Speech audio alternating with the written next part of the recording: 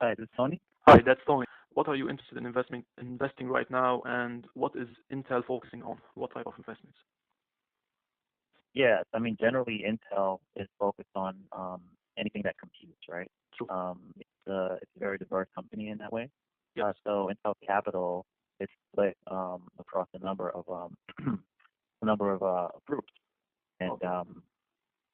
with some of those groups, here we've got a data center software, data center cloud network, True. Internet of Things, Internet Digital Media, Manufacturing Lab, Security, smartphones and tablets, software and services, and then the area that I work in, ultrabooks and perceptual computing, Okay. and then wearables.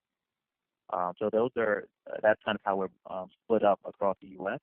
And Okay. we tend to mirror the our parent organization, which is Intel Corporation, Yes.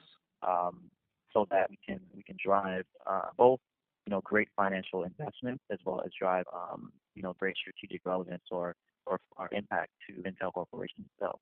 So we work pretty closely with those respective business units Okay.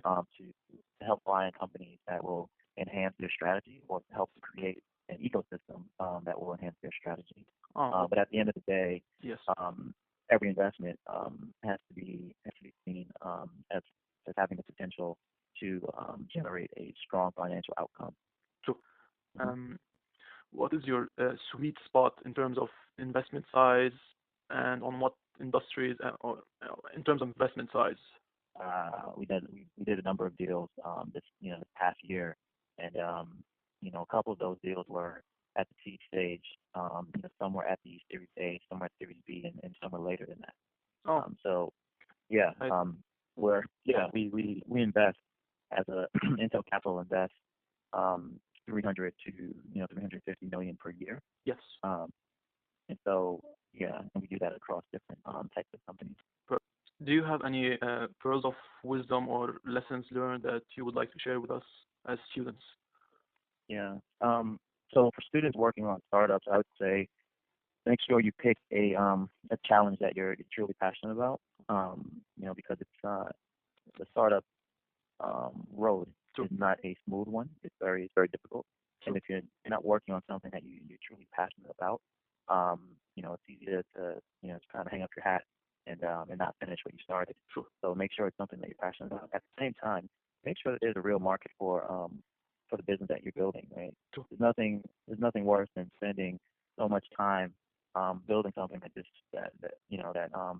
there are no customers for, Yes. Make and sure you that can't the earn. dog eats the dog food. That's Yeah, exactly, yeah. exactly.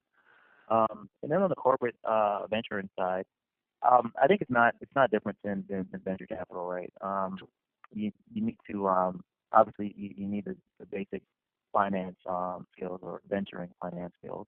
Yes. So make sure you can get those, and then you also need to understand technology, even more so at a corporate VC because um, they tend to be more tech heavy as True. opposed to some of the traditional or institutional venture funds where you may have some consumer investments that are just doing investors that are just doing e-commerce investments or social web investments which aren't very technical. Yes.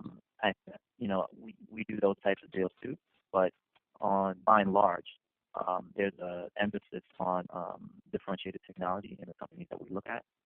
So you should probably have the tech background that's appropriate for the company that you're targeting. True. Okay. And in terms of personality attributes, what kind of attributes would you be looking for in junior analysts? In those investors, you're looking for, again, there's got to be some technical proficiency there, Hmm. so that you can actually have those conversations with the companies you're investing in, as well as with the business units that you're working with. Okay. And there's got to be a naturally high level of curiosity, Yes. right? Wanting to learn more and wanting to master certain things. True. Um, and um, you got to have the ability to find interesting deals Yes. and to build relationships with founders of those interesting companies. Absolutely. Um, yeah, and then obviously the ability to discern what will be a a successful company versus what won't. Now now, what are you personally interested in investing right now, and what is Intel focusing on investing? So I'm the managing director of the security sector. Okay. So I'm highly interested in security. I'm more interested in enterprise security than consumer security. Okay. And the key areas that I think are interesting in the enterprise is the data center is changing so quickly. So Yes. rather than having stovepipe servers, you have virtual servers for almost every production environment. True. And instead of working with your third-party vendors over email or EDI, you're working with them through the cloud. And those problems are big security problems that need to work on. Okay. So, enterprise security is where I'm most interested. Intel as a whole, we invest in every aspect of computing. So everything from mobile technology, digital media, yes. So materials, and Internet of Things, both wearables as well as industrial. Oh, great. And obviously data center technology. Okay. So those are some of the areas where Intel as a whole invests in charge of the security sector. Okay, I see. And do you have a preferable, or does Intel have, in terms of investment size, a specific range that they look to invest in terms of investment size? We invest in all stages, so everything from a pre-revenue company to a late-stage company. Okay. We consistently invest about $350 million per year. Yes. We typically invest around $5 million initially in each company. Okay. We lead the vast majority of deals we do, so we lead 70 to 80% of the deals that we do, which is very different from most corporate firms. Oh, okay, sounds good. So yeah, of that 350 million, probably 250 million of it is new investments, and then 100 million is for follow. If you have any advice for students or lessons learned that you had from your experience, please feel free to share anything. For students that want to get into venture capital? Yes. Okay. Yeah, I wish that I took more technical courses when I was in school. I took some, but that was something that I wish I could have done differently. I also think that probably the best position to be a good venture capitalist is to be a product manager for an interesting product in a growing space.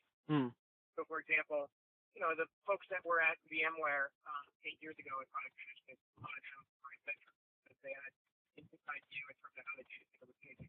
A lot of the product managers that were at Facebook or Google early on got into venture because they had an inside view in terms of social and online advertising. Oh, okay. So, getting a product management role in an interesting industry is probably the best thing that one can do. Oh, great. Merck interested in investing right now? Like, what is sort of their, what sort of markets are they looking at? So the fund invests in healthcare IT primarily, and there are roughly 4 segments. One is called precision medicine. Second is data and analytics. Third is in the hospital and hospital systems. And then fourth is around patient engagement and behavior change. Great, cool. And then sort of what aspects in teams or companies do you sort of look at? Like what's important triggers for you guys to make an investment? So we focus on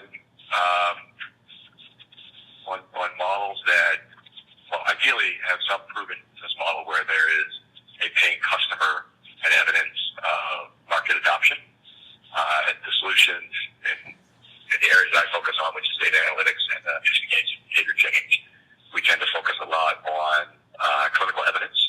So, for example, using Welldoc as the prime example, right, that was a clinically validated solution. So it's really important to us that there's a lot of noise right now in data analytics, patient engagement, behavior change. So the filter we try and look for are, in the data side, unique data assets, unique proprietary data that no one else has.